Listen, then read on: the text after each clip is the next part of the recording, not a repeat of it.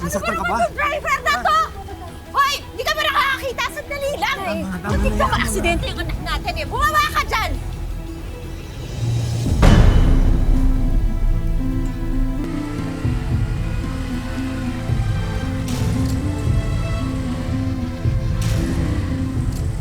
Marga? Anong ginagawa mo dito? Sino po sila? Ako ang unang girlfriend ng tatay mo. Bakit nandito ka? Anong gusto mo? Ang sungit mo naman, Ramil. Eh, binibisita ka lang naman namin ng anak mo. Anak? Daddy? Ano ibig sabihin nito? Hindi ko alam. Hindi ko alam. Nung naghiwalay tayo noon, buntis na ako. Pero hindi na kita ginulo. Kasi nga, di ba, happy na kayo ni Christy. Ang gusto ko lang naman, may matuluyan kami ng anak ko. Ng anak natin, Ramil. Matuluyan. Pasensya ka na, Marga, ha? Hindi hotel yung bahay namin. Pwede na kayong umalis. Excuse me, may karapatan din ako kay Ramil. Dahil may anak kami. Kahit sa ayaw at sa gusto mo, Christy, titira kami sa bahay na to. Tira ka. Alam ko! Huwag ka muna dyan! Sabi ko sa'yo, lumayas ka! Lumayas ka! Bitawan mo na! Bitawan mo na! Tawag ko eh! Bakit mo mamasok eh? Oh! Tama na!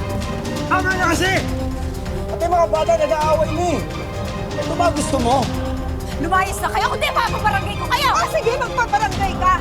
Tignan natin kung sinong kakampihan sa atin pag nalaman nila na anak nila si Melody. Patay na ang asawa ko.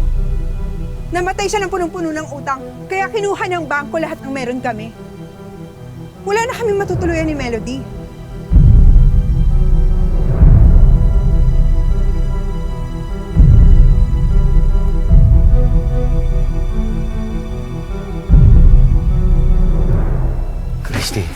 Christy, sorry.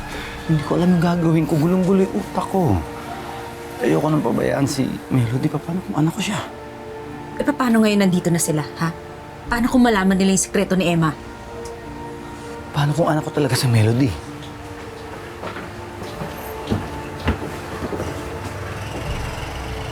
Daddy, can I take this room? Dito na lang po kami magstay ni Mommy.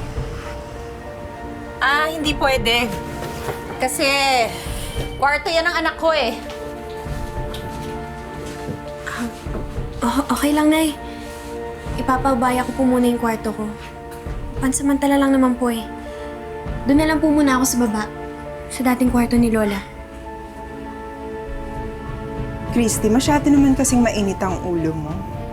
Ano mo naman kasing kinaka-stress mo? Eh, etong bahay lang naman ang gusto namin paghatian natin. Hindi naman ako hahati sa asawa mo.